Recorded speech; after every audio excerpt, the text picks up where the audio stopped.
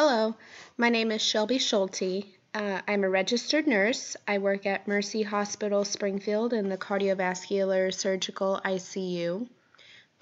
Today I will be talking about pressure ulcer prevention, specifically in the intensive care unit.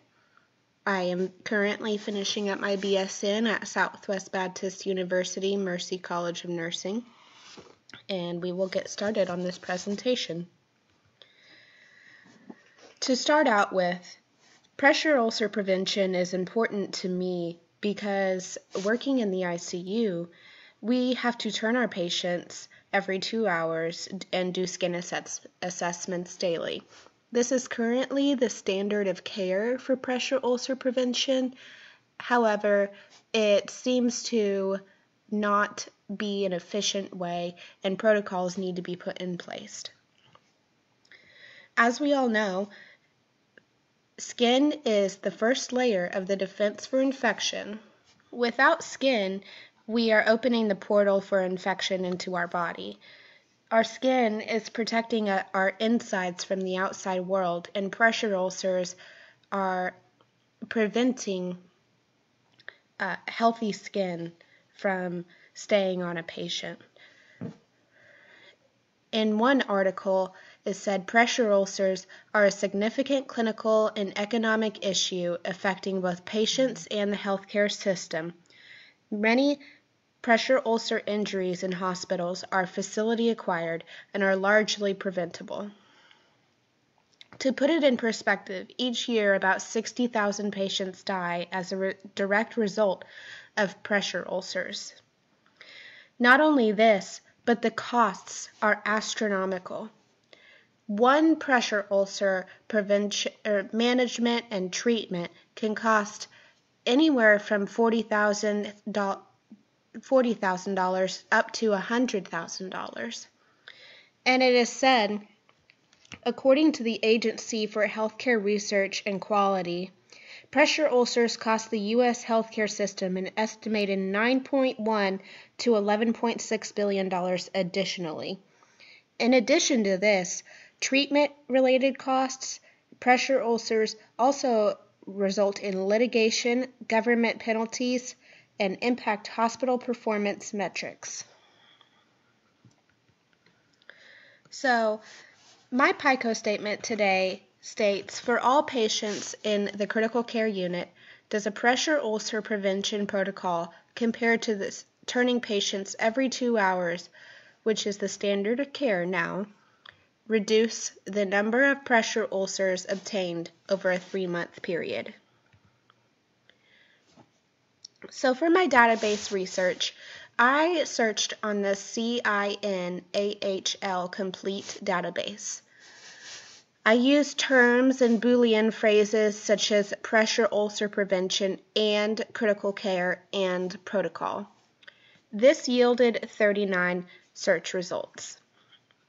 So in order to narrow down my search results, I listed out several different limitations that I used, such as 2012 to 2015 years, critical care nurse, AACN News, academic journals, Journal of Critical Care, American Association of Critical Care Nurses, Wiley and Blackwell, and so on and so forth.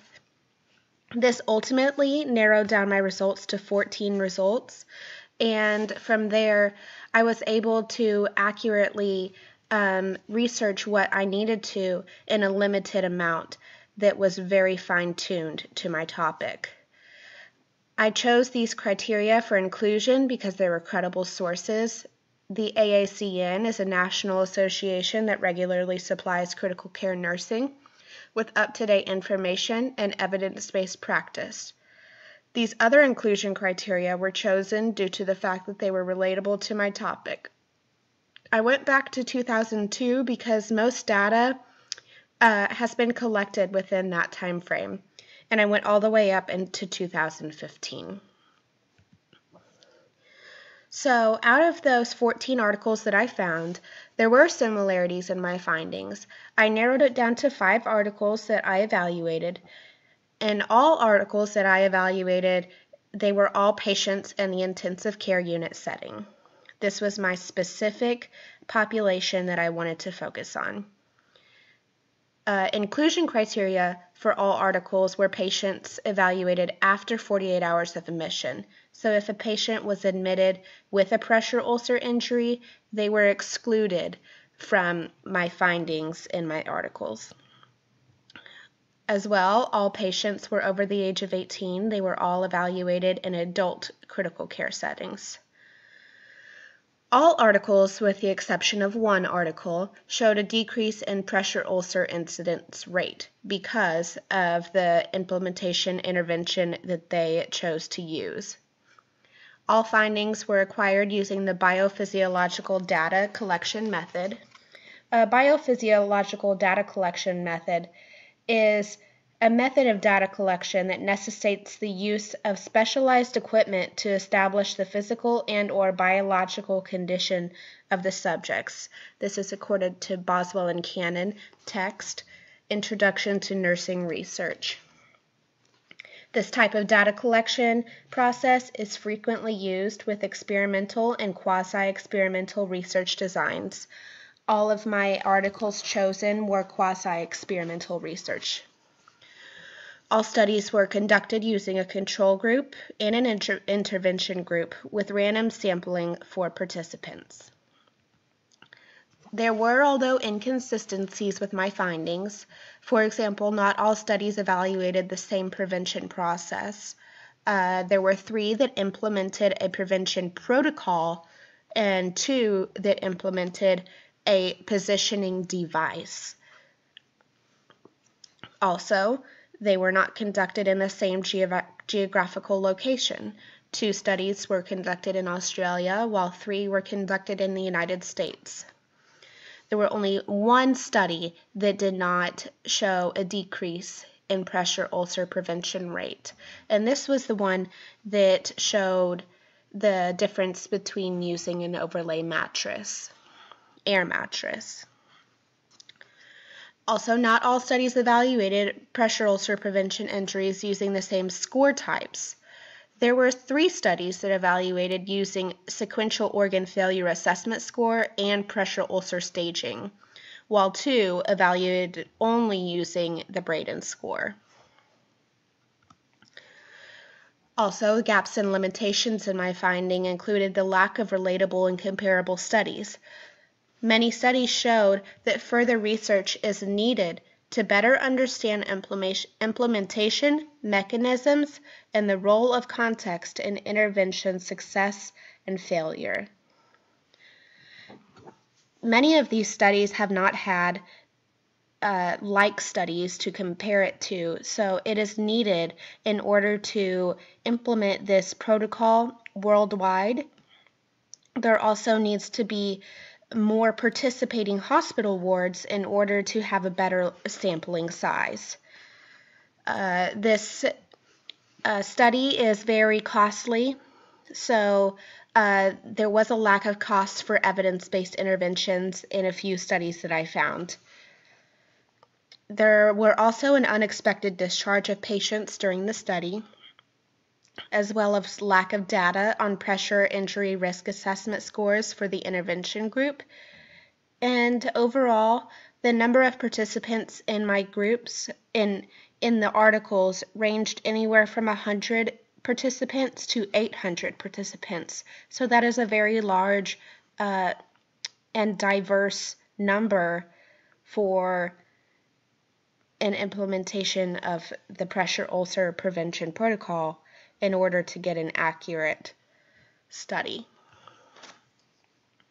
In conclusion, overall, the evidence shows that practice change is necessary. Standard of care is not working anymore.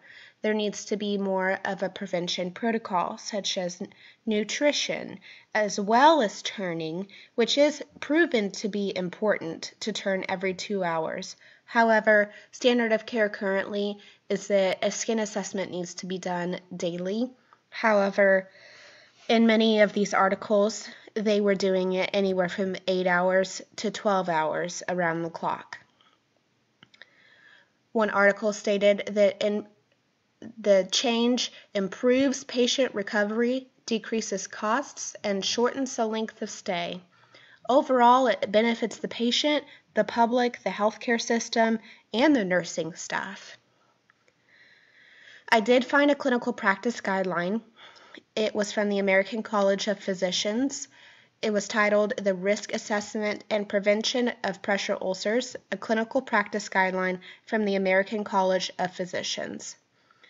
Overall, this guideline pretty well lined up with the need to implement a prevention protocol rather than just a treatment plan of a subsequent pressure ulcer. This guideline showed many ways to prevent pressure ulcers, and also it showed the treatment of pressure ulcers. However, it did say that studies have suggested that prevention of hospital-acquired pressure ulcers is more effective than standard care. So overall, the evidence from all of these articles that I have discussed with you support this guideline supplied by the American College of Physicians. Overall, I feel as though healthcare in America and the world today should implement a pressure ulcer injury prevention protocol, not a treatment plan, but a prevention protocol. These injuries to patients are totally preventable, and they cost outrageous amounts of money and time for the patient. It adds as much as average of 4 days length of stay onto a patient. This concludes my talk today, and thank you for your time.